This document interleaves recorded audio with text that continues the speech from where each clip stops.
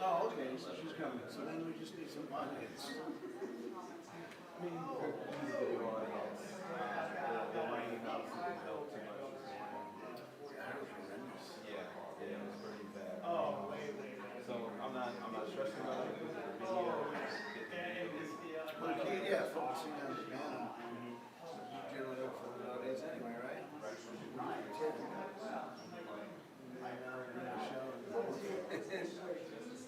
But no, Lawrence was. Definitely got to get him out to the facility. He was real interested in the service dog program. Small collaborator.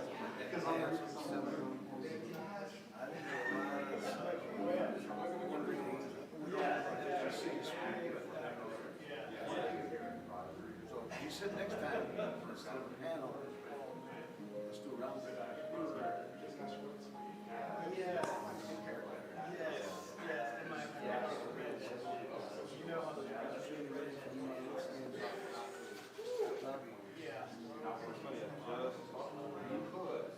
We always use Jim and my daughter has a red blonde, but she has red.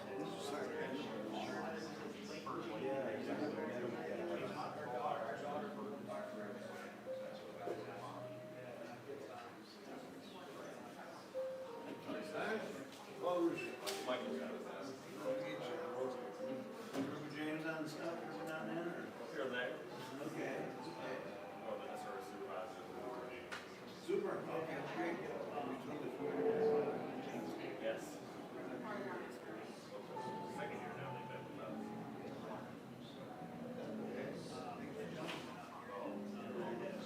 I'm president. Stay low. A good leader is not like send them in the right direction. I think I always like the Lord. How long have you been doing that? Trying to get it word out there. I'd like to have one of the whole one. Yeah. I met the original owner of the night terror. So we could get somebody to come out here to do some training. So I gave him a job. Hi, Jonathan. Hey, I was here 2 weeks and I found out. This is beautiful.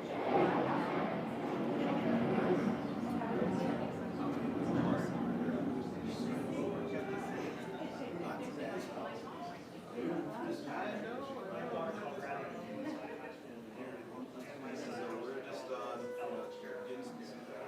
out of the way. Rain, here we go. I got raised the claims. Yeah, my It's all right. It's all right. I told everybody we can kick off the flash.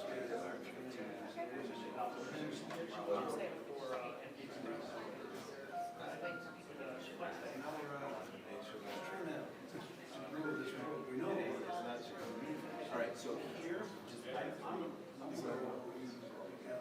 G. James. Michelle, can I see you? we work really closely with Tara. How are you doing?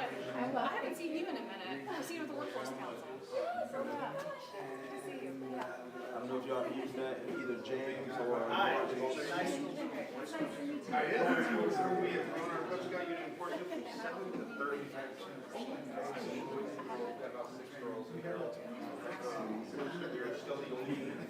They're out in the truck. Hopefully my side because I'm still the show. Oh, the puppies. We got puppies. Are we allowed to pet? Okay, you can have one. They're both super friendly. Oh my gosh, yes. Oh man, I wish So I one could. is a lab Shepherd Malinois mix. It was not a planned event. We usually don't mix the breeds like that. Yeah. But my previous bond dog was lab, and my narcotics dog was a Shepherd Malinois. Oh wow. Oh, gotcha. Yeah, You were in Chick-fil-A tomorrow. that's right. That's good. Yeah, That's but funny. he was one of the ones that kept out of there. 8 kids cross over. That's great. You could train, you know. Yeah, I've had him since birth. Yeah, I had him ready. I had him trained by 10 months old. Oh my gosh. So hey, real quick, Oh, yes, sir. we're about to pop off in just a couple minutes. Okay. So then let me do this real quick. So something that I like to do. This is just uniquely me. You got a blank mug here.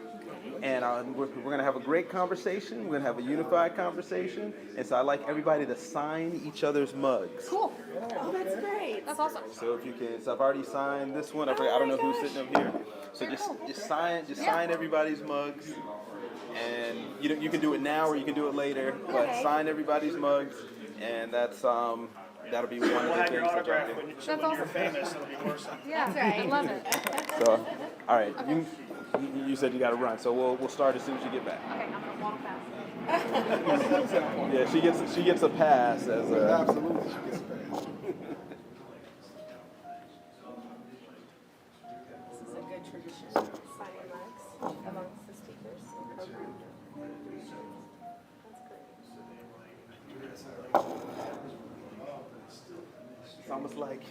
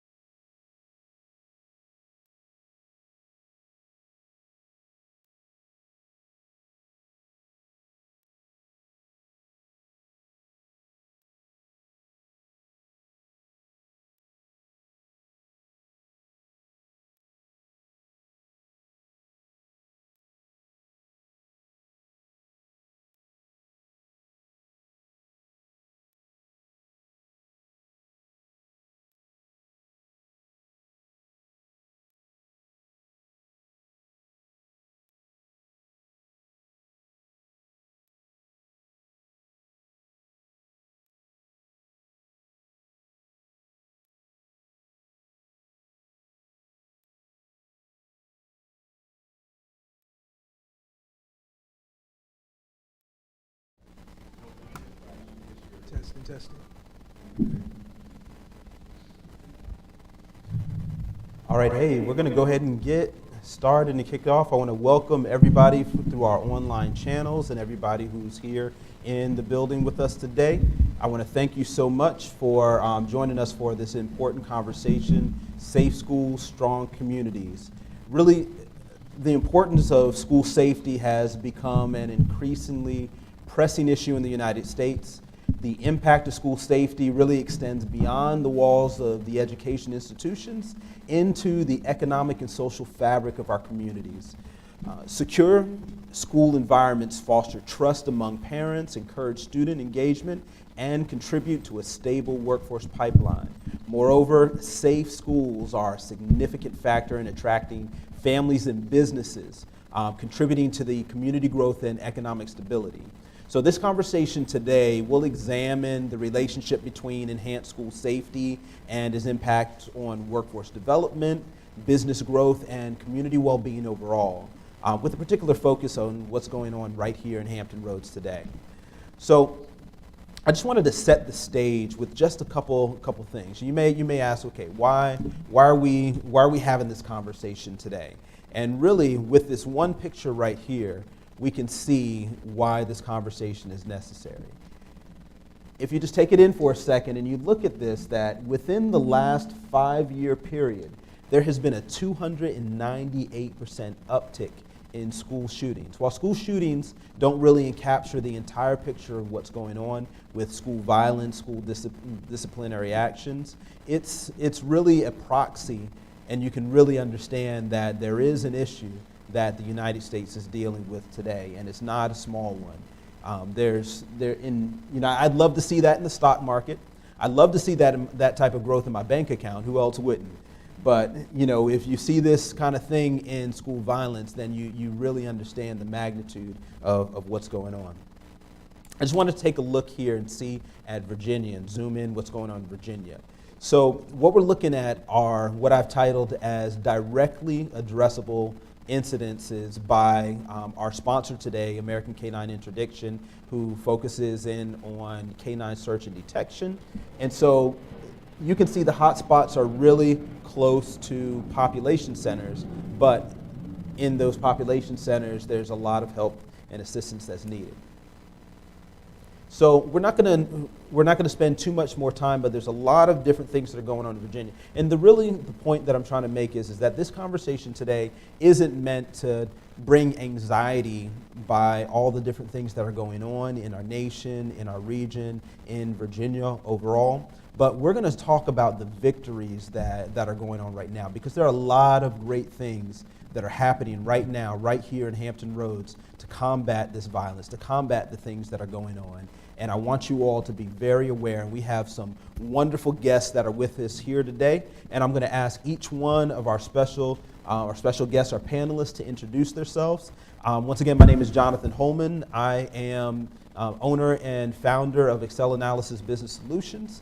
And I'd like to welcome my panel here today. And if each one of you, starting from left to right, we'll start here with Mr. Lawrence Golson. If you can introduce yourself, tell us the organization that you represent, and a little bit about what you do. Great. Good morning, and thank you for having us here today. My name is Lawrence Golson. I'm a business and community strategist with a nonprofit called Inner Peace Coalition.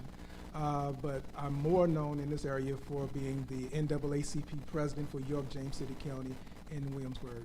And of course, we know what the mission of the NAACP is, and with our nonprofit, just making sure that we are touching economic, affordable housing and tangible resources for our community, everyone. Thank you so much. Welcome, Lawrence. All right, Shannon? Good morning, everyone. So Shannon Kendrick, I currently serve on the school board in the city of Virginia Beach for Virginia Beach City Public Schools. And full-time, I actually work for an incredible nonprofit on this side of the water called International Cooperating Ministries, and it's a worldwide organization that builds orphanages and churches all over the world. So I've been with that organization for over 2 years, very well connected in the community through various nonprofit organizations, and it's just a pleasure to be able to be here with you all today. Thank you so much. I know, and it's big. Christina Brooks, the Senior Director of Community Initiatives at the Hampton Roads Workforce Council, and it has been my privilege to work with our emerging workforce for going on about 20 years here in the region, helping to build out those workforce supports for that next generation, as well as some of our adult and community-focused programming. Thank you for having the council at the conversation today, and just looking forward to it. It's a pleasure. Oh, I don't follow directions. My name is James Overton. I'm the Director of Field Operations and Development for American K-9 Interdiction. I manage all the operational teams that are in the area with our partnerships we have with Hampton City Schools and Newport News Public Schools. We also, you'll see us at a couple other places, Busch Gardens and some other places in the area.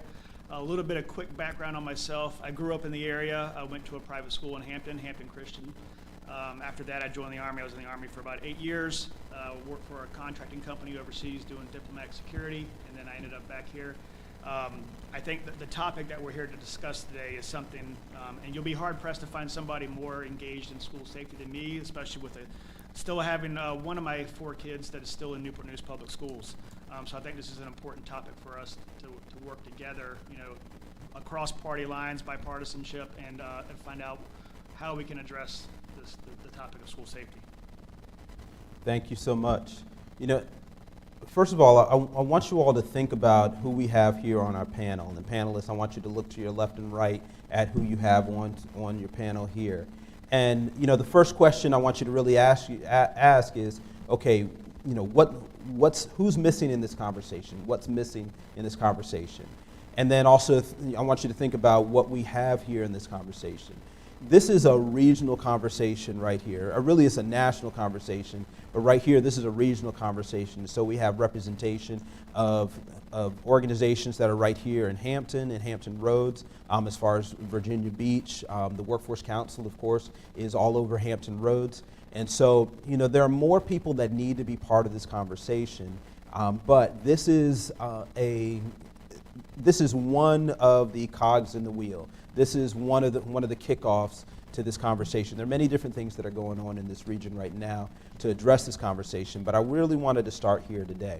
So actually, I want to start right here. I want to start right here with Christina. So really, I want to ask about proactive school strategies, and I want to go right into proactivity. So proactive school safety strategies, they really contribute to that pipeline of the well-prepared, confident students that are in the region. And so really, how does proactive safety measures really assist in students being prepared for that workforce?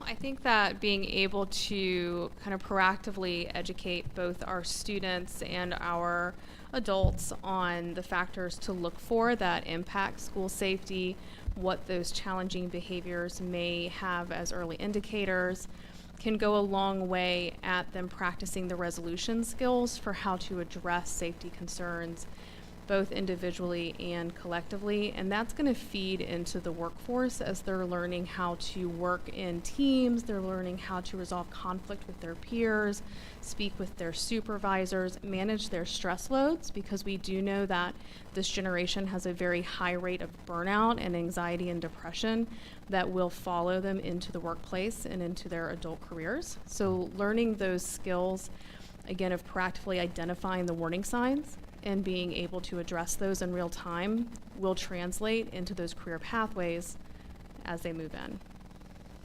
So real quick, I want to define a term here. We talk about proactive versus reactive measures. And so, James, can you really just talk about that real quick, about the difference between proactive and reactive school measures? And I definitely want to come back and talk about the mental health issue, because that's a huge topic right now. Well, the biggest issue, being proactive, means that you're going to be trying to stop something before it happens. You're trying to stop an issue before it happens. Reactive, there always needs to be a reactive capability, but solely focusing on the reactive side, I think we're missing out on something. I think if you can prevent something by being proactive, then you're not going to have the residual fallout that comes from being solely reactive. And I think too often, from the security mindset, security always seems to be the last thing on people's minds because it costs money to have security. And I think if you're focusing slowly on the reactive capability, you're missing out on a whole raft of subsequent issues that come from intense situations or events that happen, whether it's a school shooting or an increased use of narcotics in the schools or increased violence in the schools. Whereas if you're able to take a few small proactive steps early on, I think in the long run it's going to save money, it's going to save resources that are going to have to be spent trying to combat the fallout from that. So I know you deal with K-9 units and you head up teams that go into the school systems. You're currently working in a couple of the districts. So what are you seeing in terms of the reaction of the students and the teachers? Because I know there's an elephant in the room that I want to talk about, but can you talk a little bit about the reaction of the students and the teachers? It's especially seeing canines in the schools. There's always an intense reaction, and it depends on who. Like, so if they've had a negative interaction with a dog before, if there's a fear of the dogs, there's a big misperception or misconception about canines in general.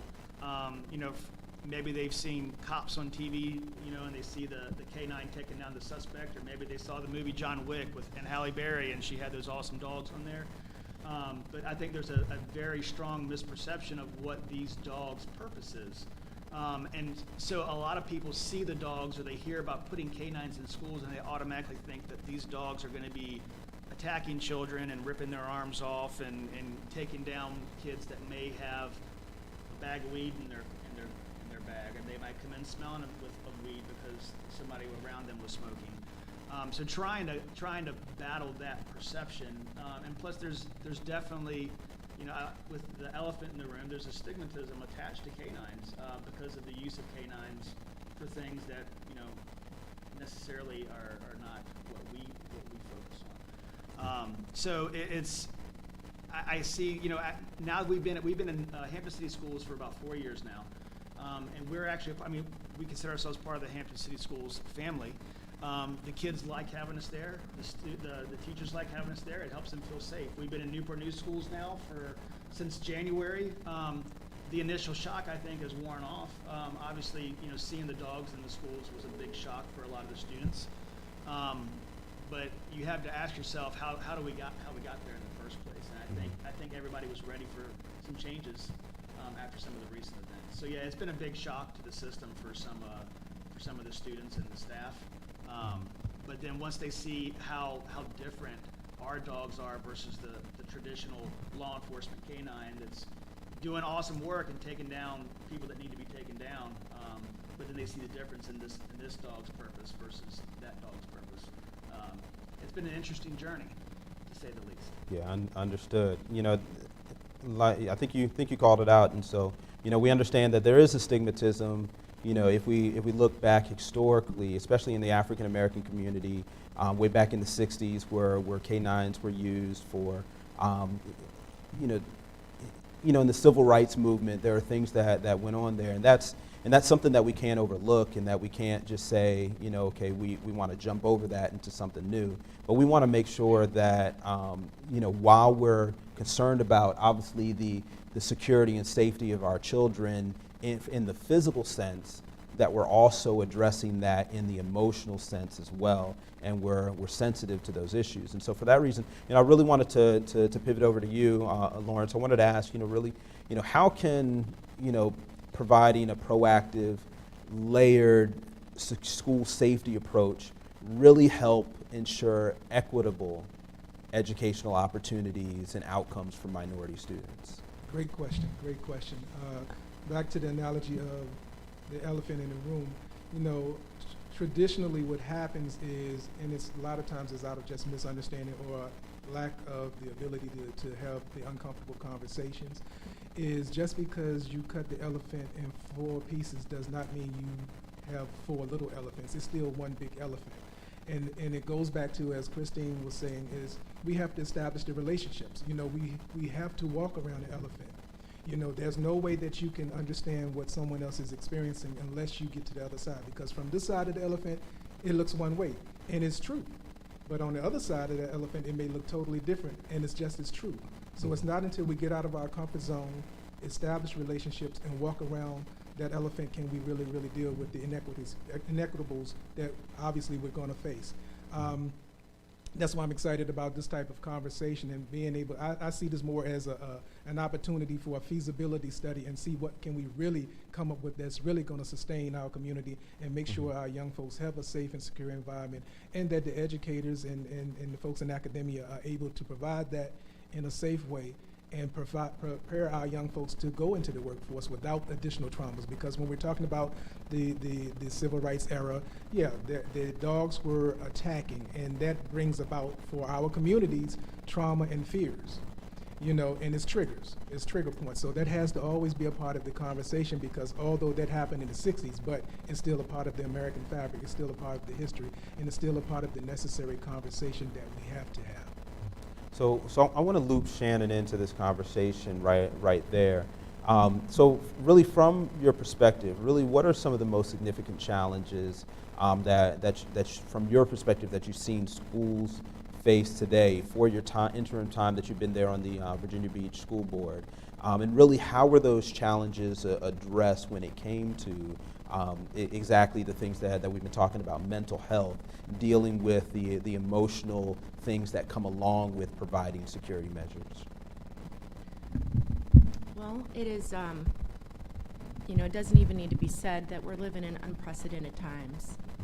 And our young people are forced to deal with things we never could have imagined that we would ever have to consider or deal with. And so,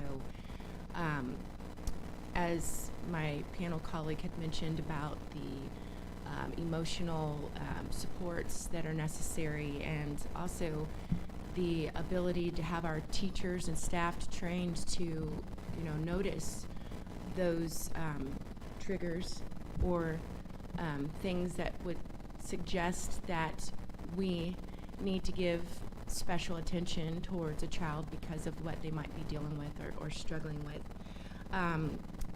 And so, to answer your question directly, the biggest challenge is unpredictability.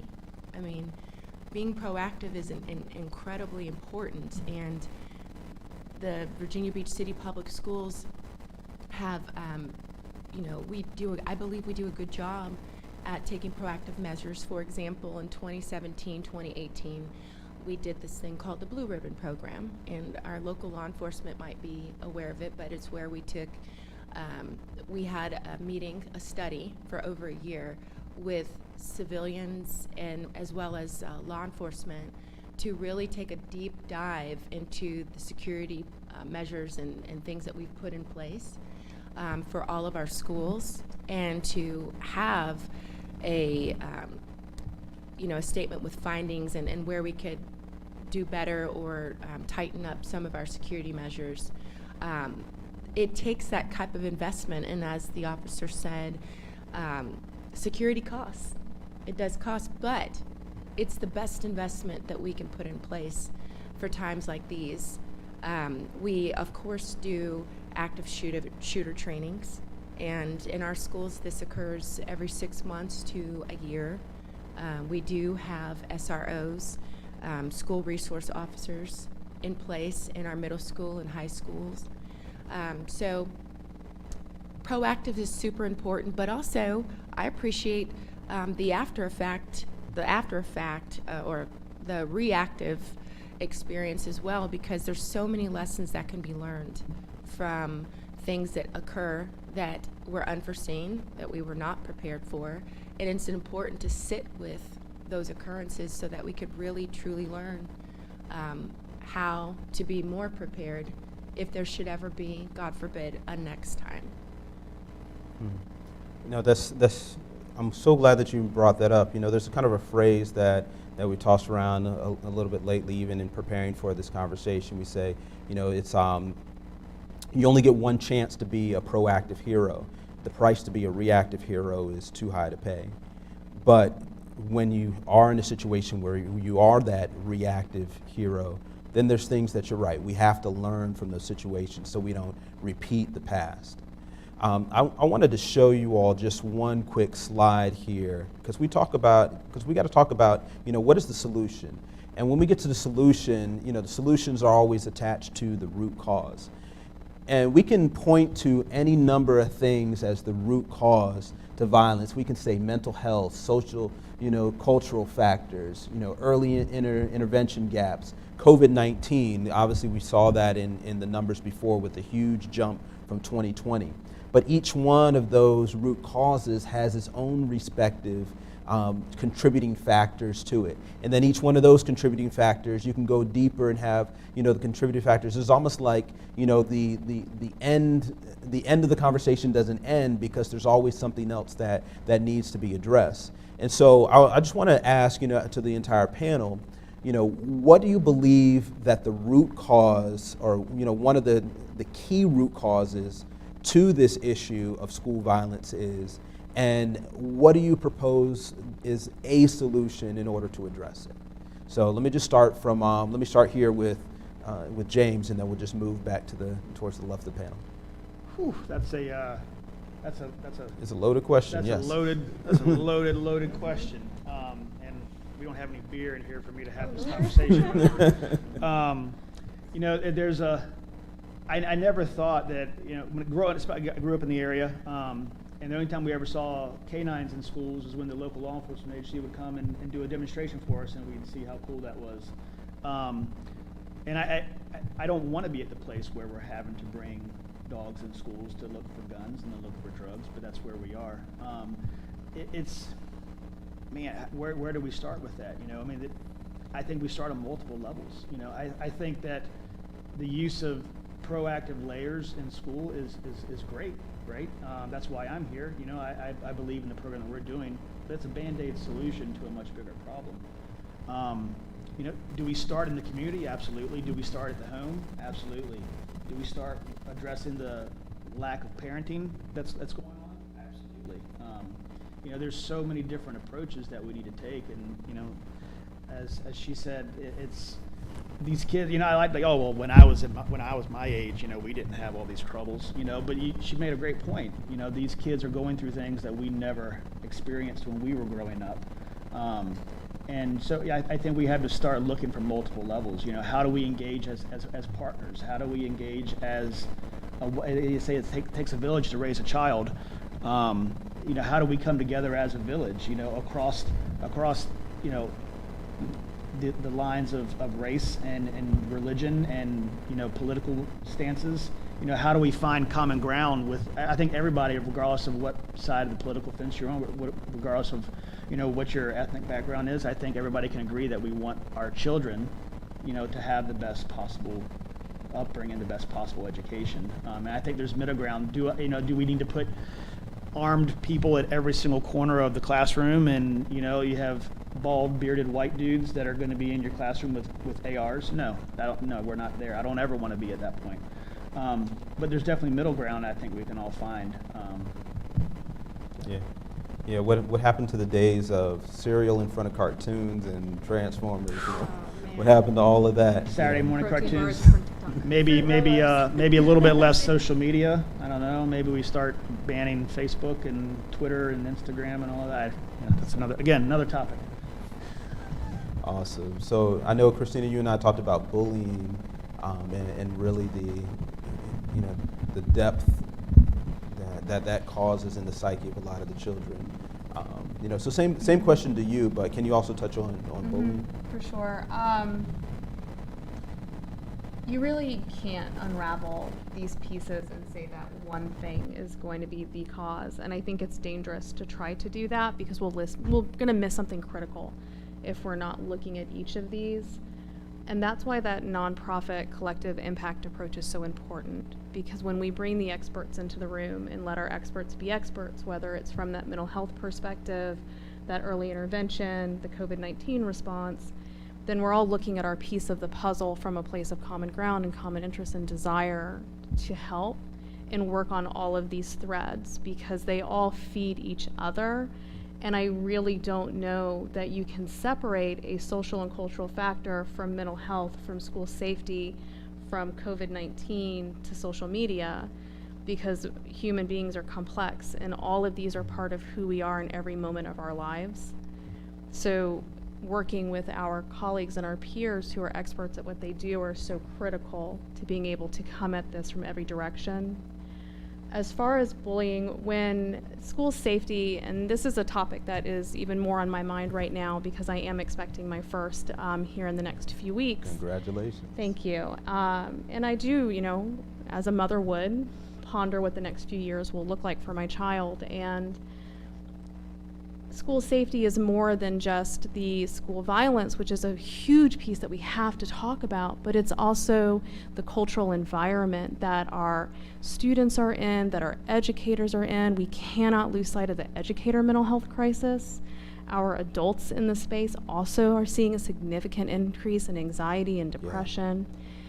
And those school safety factors include things like bullying, that harassment, that intimidation, that isolation that can cause our students to develop higher rates of anxiety and depression and feel alone in a crowded space. And we need to provide those social and emotional supports to help identify when it's happening and address it in real time. Because this is a crisis. Over the COVID-19 pandemic, there were 5 states in the nation that had an increase in youth suicide, and Virginia's one of them. Our children are struggling. So the more we can respond to all of those pieces of school safety, the better it will be for our children and for our educators and our administrators that are doing their best to support our students while we're moving through this. That's interesting because if we look at just what this diagram is showing, the children, the youth, even the adults are right in the middle of that diagram, and they're feeling the pressure from all of those different angles.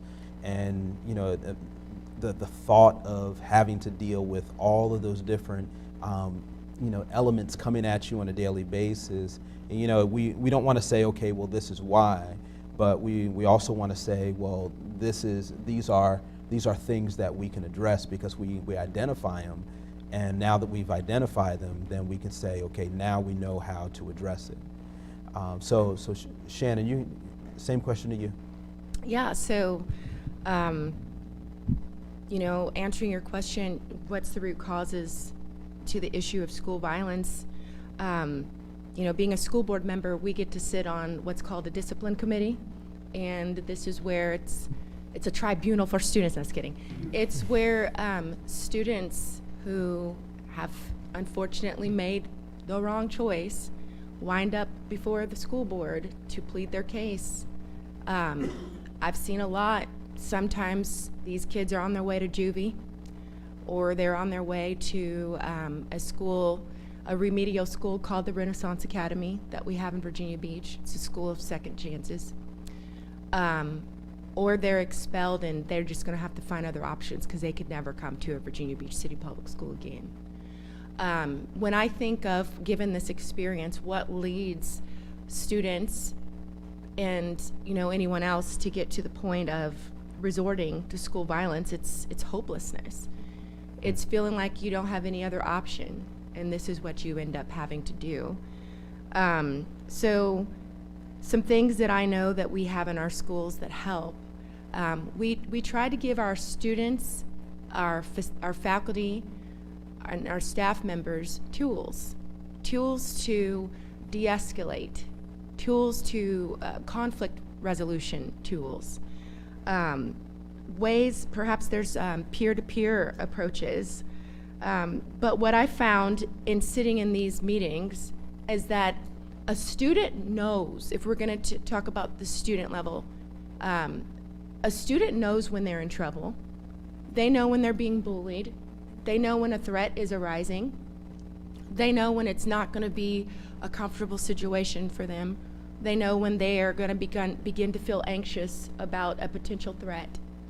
The thing that the students need are outlets to be able to report safely what the threats are if they feel that they could be in trouble or if there's something that could happen. And those I've also seen have saved a lot of situations.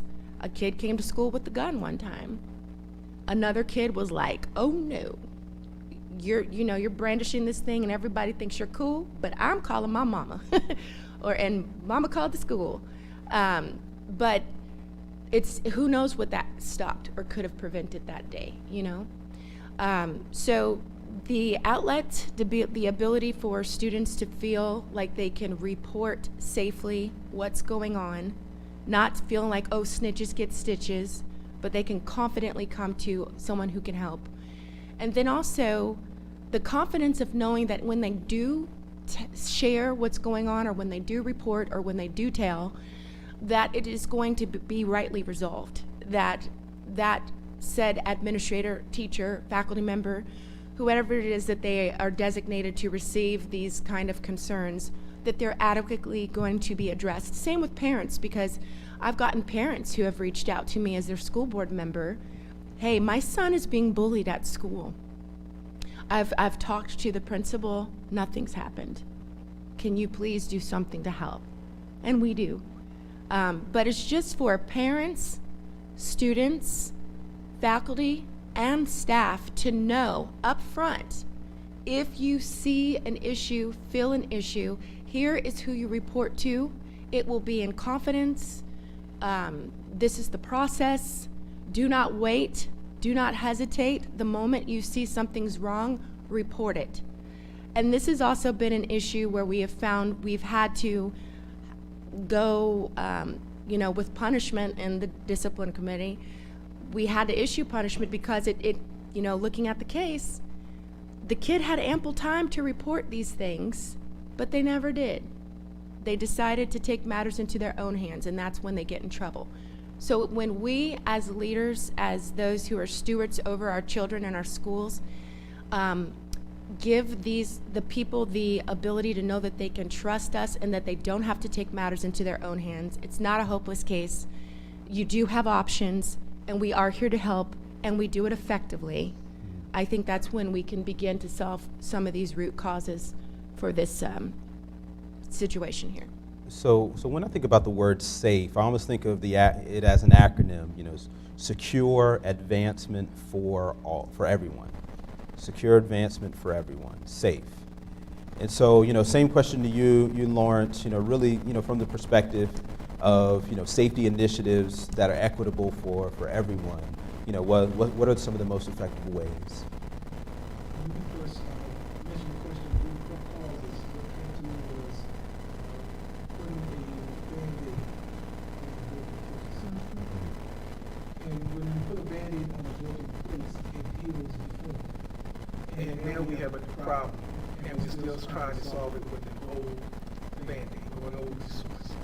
And that comes back to what we all have been talking about, establishing good relationships and knowing what the needs are, doing a true needs assessment, having those conversations with the community, making sure that there is trust. There has to be trust. That I have to come to school and say, my mom was upset this morning, or we didn't have any lights, electricity. There has to be a safe place for a kid to be able to land, to have those conversations. And it's not going to be with everyone, but there should be someone that they have established that rapport with, so that they can be able to express what they're feeling, because they're dealing with new things that we don't even know that they're dealing with. The one thing the pandemic should have taught us all is that we may not necessarily be in the same boat, but we were absolutely in the same storm. And when you're in the same storm, you need to depend on the resources of those around you who may have other tools in their toolboxes. They're in another boat. But hey, can you throw me what you have in your boat over here, and I can throw you what I have in mind that you need over there. It's not until we really, really get comfortable in saying, I need your support, and I can support you as well. All of those issues that are aligned on the screen right here really talks about trauma. So we have to identify trauma. And I'm more concerned about people getting stuck at trauma awareness. It's not good enough to be trauma aware. You have to be trauma responsive. And no matter what we put in place, it has to have a trauma responsive component to it. Otherwise, we're going to be putting a Band-Aid on a broken place. So, like I mentioned at the beginning, that this isn't just about talking about the stigmatisms, talking about the issues as it is, because we can talk about for years on end about the things that are going on. But I want to talk about some of the victories that you all have seen in this space. What are some of the things that you have seen that have worked what are, you know, some specific examples of things of where you've seen like, okay, this was effective for this situation, even if it's not effective for every situation? Let's talk about some of the victories. How about we start right back with you, Lawrence, and then we'll just roll back the other way. Okay, JCCI, again, I stated I'm in Williamsburg. One of the first things that I made sure I did when I stepped into the role of the NAACP president was establish a relationship. I made my rounds, because this also happened around January 6th, 2020. So I immediately had to make sure that my chief of police, my sheriff departments, my teachers, my superintendents of schools knew who I was. And that was a good thing. And we started meeting once a quarter just so that I wouldn't be coming up with a program that wasn't necessarily meeting the need. It just looked good on paper, and that they weren't doing the same. But we couldn't do that until we established a relationship. And for me, the most important part of that has been the relationship. And we've been tested in those areas, but because we had a relationship, I knew that we may be on opposite sides of the conversation, but because we now have a relationship, I know enough about you to either trust that you have the community or the constituents in your best interest or in their best interest, and I'm doing the same thing. And that's where we can begin to move around this elephant and resolve the issue. So that has been one of the things that I personally know that has worked for us, is building and engaging with one another, inviting each other to each other's tables, even if it doesn't seem like there's a place that your role fit, because every role always fit. We just don't know it until we invite one another to the table to see how. So it goes back to to the relationship, so that we can respond appropriately and make sure all of the needs are addressed. Even if we can't 100% meet them all, we can address them all. That's phenomenal. Some key things there: establishing relationships and inviting others to the table. That right there is key, because if you look at any of these items that are on here, even the things that aren't on there, the root of it is in relationship. Shannon? Yes, so as we've all established that even with this diagram, it looks like a lot of the issues and challenges that we're dealing with really have a lot to do with emotional and mental health, and how one should handle those things or those challenges in a healthy way. And COVID truly did rock us. And you know, the support that our students need and receive are much more in depth. And so, you know, we've increased our psychological and mental our mental staff and psychological staff at schools, but we also implemented a program, a database, to where we partner with a local hospital, and I cannot think of the name right now, but all of our students are aware of it, and the parents, where they can go in and interface with this program that will help them with counseling. It's mental and psychological counseling, and it is well visited, and we are seeing the data is showing that it is helping. It's doing a lot of, it's really impacting this area, because another thing that we realize is being able to get into an office to actually meet with a clinical professional, a psychologist, or to get the mental health that you need when you need it. It's not the same as it used to be. And so being able to access this information online, to work through the different questions and the processes virtually on your own time, privately, it's made a huge impact. And so partnering with our local hospitals has proven to be, like you said, it takes a community, all hands-on approach. What's in your boat? Throw something our way to help us. And our local hospitals have been tremendous in helping us, and that database that we delivered has been wonderful as a successful tool in our toolbox. Excellent. Excellent. Christina? What are some of the victories that you've seen? Yep, so I'm going to respond from the workforce perspective, since we do know from two different viewpoints of school safety and the impact of violence. Students that have criminal records or substance abuse do have greater challenges entering the workforce with criminal records or, again, positive substance use. And then from the mental health perspective, it does impact their ability to enter the workplace, have time management, good communication skills, conflict resolution. And there's been some victories that we see that are helping address both of these challenges. For example, I really loved that you were talking about the importance of that adult who cares and is there to support that child. In 2022, the University of Illinois released their interim report on the impact of mentorship using data from over 1,300 youth in the Big Brothers Big Sisters program nationally. And what they found in the first 18 months of that mentorship, the number of arrests were reduced by 54% and substance use was reduced by 40%. Wow. Their longitudinal report is due here in 2024. I'm really excited to see it, but I see a lot of hope in those numbers. I think those of us that have spent our lives in this space know the impact of that caring adult and how important it is for a child to have someone in their circle that they can trust and learn how to be a grown-up from, and be able to talk to candidly about those struggles and those challenges. And the data is showing that really strong impact.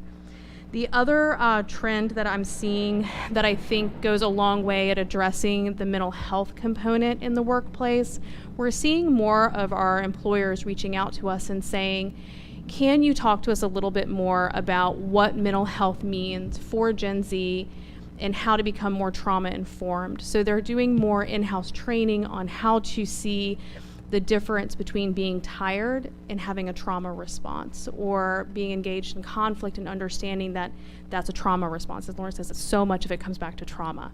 And being trauma informed and trauma reactive in that workspace, we're seeing more supports being created through EAP programs and on-site mentors and counselors to start buffering and building out those supports as our individuals are moving into the workplace, and that is phenomenal. We also are seeing a rise in the youth work experience where students are having the opportunity to engage in summer employment, internships, co-op clinicals. These have been a long part of our educational journey. We're seeing more students being able to engage in that. And we do know that having a positive extracurricular activity that comes with that strong mentor can also reduce the incidences of violence and other safety issues among students, and reduce those mental health concerns. So seeing more students being active in the community is really, really exciting and will go a long way at mitigating those. And then the last thing that I'm really excited to see spreading through our region and through our country is an increase in youth mental health first aid training among students and educators, and the establishment of peer mentoring and near peer mentoring programs to address those mental health concerns in real time in the schools and in the after school programs. So a lot of really great stuff happening in this space, and I think that there's some good things ahead for us.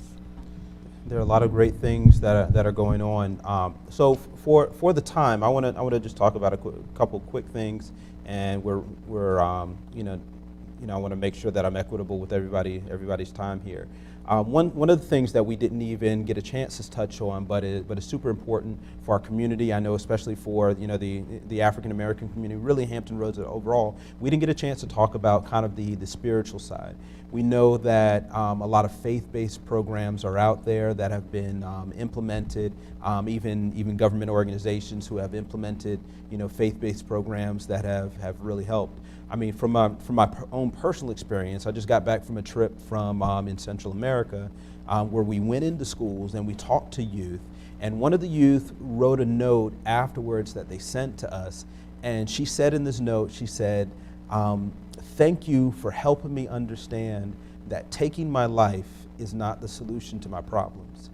When we have even those conversations from any level, from a mentorship, it's about relationship. We've heard that communication, that we don't know who we're talking to or what state a person is in at any given moment, but having those conversations, even if it is for a brief moment, what I'm hearing from everybody is part of what is going to help to get to the bottom line of how can we address the things that are going on. Just to wrap things up in terms of victory, so interesting enough, one of our main sponsors for this event is American K-9 Interdiction, and so we want to thank them so much for the sponsorship that they have here.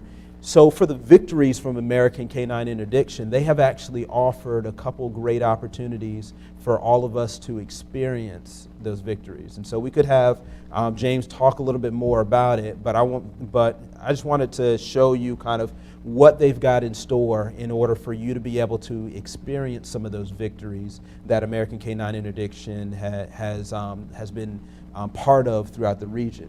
So, and this is also part of the next steps that we can take into this. We talked about community. We talked about establishing relationships. Especially, Lawrence, you talked about inviting people and others into your space. And so here's an invitation to come into American K-9 Interdiction space of what they're doing. We have an opportunity. You can sign up and you can register for a date to go in and shadow one of the teams that are going in there and doing search and detection and seeing how the K-9s interact with the youth and into the schools. And you can experience for yourself and judge for yourself, because some people may be apprehensive about it. Okay, K-9's in the school or K-9's not in the school. I encourage you to sign up, and then we'll give you the information. We'll put that online, and we also have at our registration table, they'll take your information, which you can sign up for that.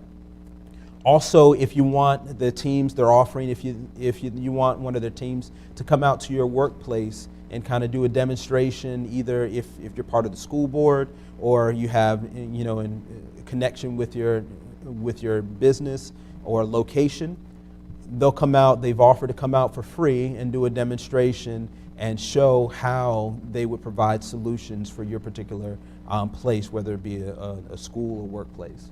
And then finally, they've offered and opened up their doors to come see their training facility. And I did want to ask you to just say a little bit about that. I know you mentioned about American K-9 Interdiction being the only nationally accredited training institution in the United States to do what you do. Can you just say a brief word about that, and then that'll be our time for today.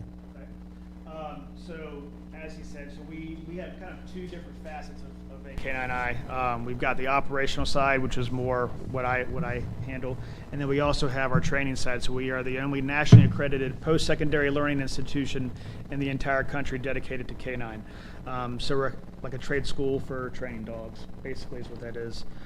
Really quick, I just wanted to touch on, from my perspective, some of the victories. I think the biggest victory is we're all here.